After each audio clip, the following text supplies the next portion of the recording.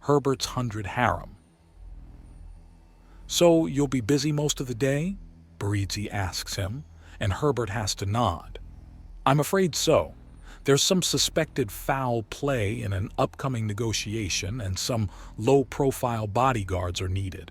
I'll be on the 3-person team, all of us disguised and all of us armed," Herbert explains as the rest of his wives listen in.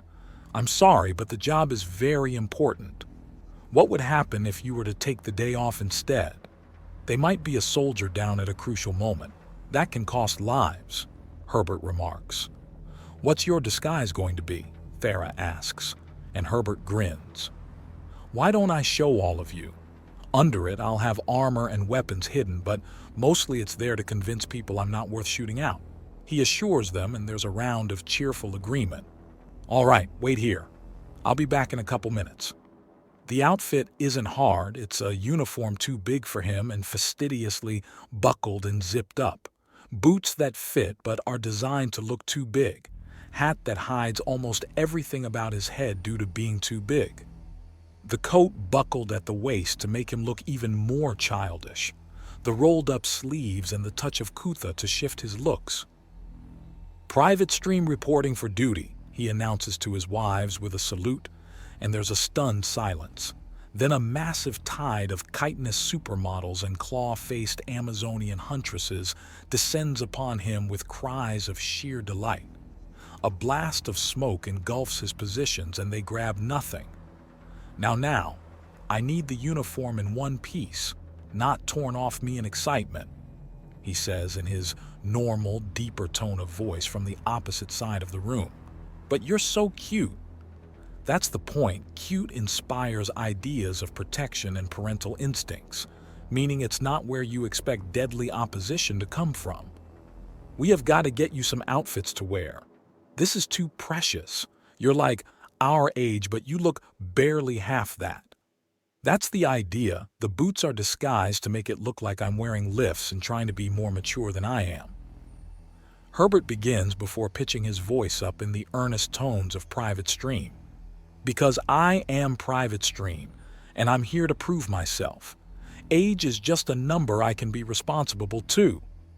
The deliberate flub of his pronunciation gets a series of coos and laughter to erupt from the crowd.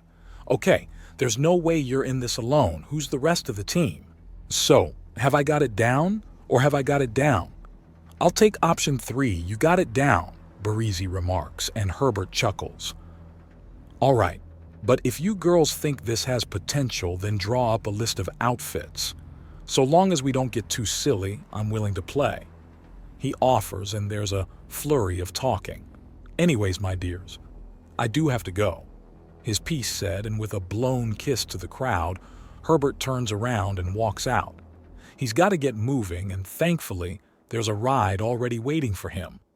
"Billy? Billy? There you are. Did you get lost, Billy? What happened?" General Kronos greets him as he arrives at the public spire. Private Stream simply sighs before snapping to attention. His eyes dart very quickly to the 2 targets of today's operation, an employee of one of the Umbral organization's false fronts and a financier. "Private William Stream reporting for duty, sir," he announces with a salute that drips earnestness.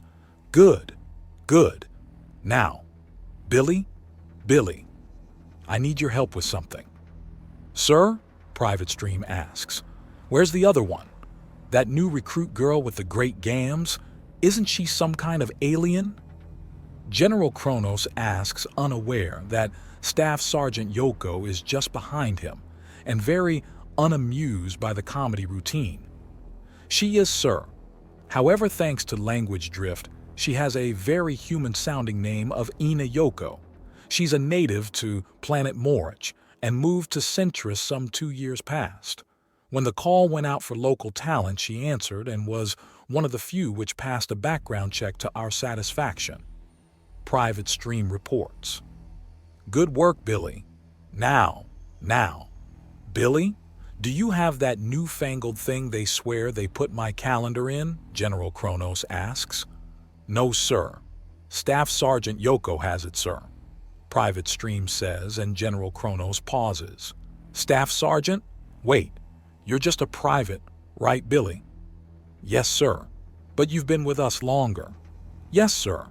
You've got more training. I do, sir. You're more trusted than her. I'd like to think so, sir. So why does she outrank you? You should outrank her. General Kronos finishes and Private Stream sighs. I'm at the age of majority, sir. Private Stream is not. Staff Sergeant Yoko says from behind the feeble-seeming old man who starts and shuffles forward with a strained yelp of surprise. Thank you, Sergeant Yoko, Private Stream says as General Kronos regains his composure. Why would you do such a thing? You should know better than to scare an old man like that. I ought to bust you down to specialist. Then maybe Stream would be able to teach you some manners. Sir, specialist still outranks private, sir. Oh, right, it does. There's no lower rank than private, is there? Not on the command structure, sir, Sergeant Yoko states. Oh, General Kronos seems to, with before drawing himself up. Anyways, we're here today to test the mettle of some of the crazies. These aliens are all kinds of odd. Some of them have rocks in their hair, rocks. Sir, I am one of these aliens, Sergeant Yoko mutters. Oh, maybe we should sit down and compare notes? I seem to have forgotten something, General Kronos says before beginning a hurried hobble towards a nearby establishment with numerous chairs and tables just outside it. It's already somewhat full with a few businesswomen speaking to each other. The spot where the general leads them is just to the left of a pair of particular businesswomen. They only spare the odd trinity a few glances before getting back to their debate and informal business deal. While many meetings are held over communicator or in boardrooms, there's a culture of meeting in public. As they talk, General Kronos makes some odd shorthands to his schedule, and if either woman could read Latin or bothered to pay attention to the old man, they'd notice he was paying attention to them. Look, Brienne, can I call you Brienne? One of the businesswomen asks. She's a BMH with a long, fuzzy tail and somewhat prominent teeth. The ratio is standard at 1/100 and the number is 2. The Lyrak are apparently one of the oldest races in the galaxy, as Sergeant Yoko is in the process of both learning and cataloging. You've been calling me Brienne for the last half hour. Thank you, Brienne. You see, the thing is, you don't know how to negotiate. Look, I get it, Executive Solutions has a solution for everything. It's in your branding. But you've not given me or my company any real reason to issue you replacements for the equipment you lost. Balloon financing may be open about who we work with, but once the sheen is worn off, you go from being like the boy on that table there to the old man. Or in other words, your company is old news. Old news? Do you have any idea who Executive Solutions works for? Do you have any idea just how dangerous the backers behind it are? Brienne demands. Do you really think you can afford to make an enemy of us, Genevad? It's a private military contractor. I assume the reach is as long as laser fire, but it's not lasers I'm concerned about. It's rocket launchers, a rocket launcher. Your idiot organization somehow managed to lose an endless barrage and have it turned against you. How much do you? Brienne begins to ask, and Jen just glares at her. Enough. I know that your pathetic little catspaw for whoever your real master is tried to go against a target so soft they were doing laundry. They left with massive casualties, a huge amount of property damage, and your most expensive and powerful piece of hardware missing. Jen remarks. You and your company have lost your edge. The teeth are missing, and from what I've heard, they've even been used against you. If you want any more investment from balloon financing, then you've got to convince us that you're more profitable than ejecting our coin into the nearest star. That's unfair, Brienne protests. That's business, Brienne. It's just business. Jen remarks, standing up from the table. You and your girls are old news, and frankly, I'm glad of it. Business may be business, but the form you supply has a tendency to make enemies. Sit down before you hurt yourself, Brienne orders. No, our business is concluded, both here and between our companies. a military organization that either loses to untrained civilians or can't tell when they're hitting a military target is a bad investment, as is a negotiator that resorts to veiled threats when things don't go her way. Jen sniffs, and there's the distinct crackling sound and ozone smell of a laser firing. It's not loud, but it stands out like a flare. Billy, we're under attack. Get me my bazooka, Billy. It's killing time. General Kronos howls out, and Private Stream moves to calm him. Sir, it's all right, we're not under attack, Private Stream protests. Don't you sir me. I know when we're under attack. That might not have been a gunshot, but that was an attack, General Kronos remarks. Sir, He's right. That was a laser crackle.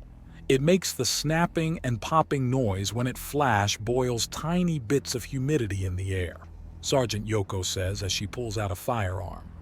At this, Private Stream withdraws a rifle from within his coat and starts looking around. Both of you get down. If someone's shooting off lasers, this could be dangerous, he says quickly, rushing up to Brienne and Jen and tugging at them both to crouch low, slipping tiny devices on both women as he does so. This is absurd. Who are you people? Brienne demands. How ignorant are you? They're clearly off the Dauntless, although one's clearly a Tret rather than that new race. What are you doing here? Jen asks suspiciously, and Sergeant Yoko sighs. I'm on babysitting duty is what? The youngest member of the crew and the oldest. One's just left diapers and the other's just gotten back into them, Sergeant Yoko says with pure acid dripping from her tone. Hey, I'm not that young, Private Stream protests. And if I were to give you a big, wet kiss? Sergeant Yoko asks, puckering out her lips. Ew. Private Stream recoils in horror. You're that young kiddo, Brienne remarks as she holds down a single button on the outside of her custom communicator through her pocket. Then, in response, an armed airship comes up from the next level down on the spire. Billy! General Kronos exclaims in shock, and Private Stream blurs into action. Now all of you are going to be coming with me, or... Brienne's ultimatum is cut short when a powerful explosion buckles the left engine, and the airship quickly begins losing altitude, crashing onto the level they were all on. Reload! General Kronos orders, passing the spent rocket launcher to Private Stream, who dutifully slips another piece of ammunition into position. The ancient war general then takes aim again. The old 1-2 punch! His second shot shatters the other half of the engine system, and he passes down the launcher for another reload. Billy, secure the prisoners. We don't know which did it, but we're going to ask them both a few things. Sir, yes, sir, Private Stream barks out as he hands back the once more refilled rocket launcher and turns his weapon to both Jen and Brienne.